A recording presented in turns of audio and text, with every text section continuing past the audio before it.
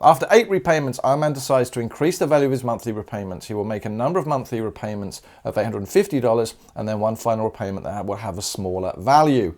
This final repayment has a value that's close to. So this is a change of conditions.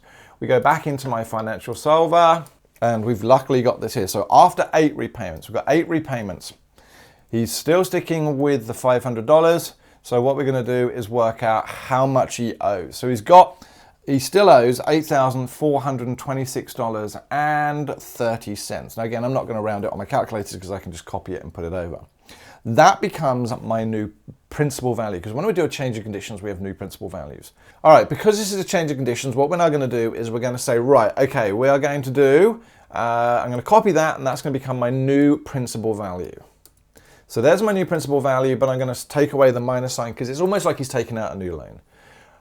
He's paying off $850. He's paying off his loan, so his future value is going to be 0, which means we need to try and find the number of payments he's going to make to clear his loan.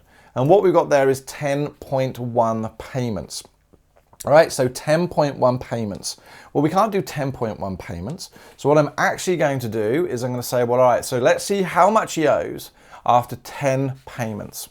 So after 10 payments, he still owes an additional $168. That's what the minus sign means, right? So that minus sign tells me he still owes $168, but he has to pay the extra 28 cents. And what you notice with question 23, it was more a semantics question. They were trying to trick you with the wording. If he paid just $168, he'd still owe the bank 28 cents. So actually his final repayment is closest to $169. Tricky, tricky, tricky.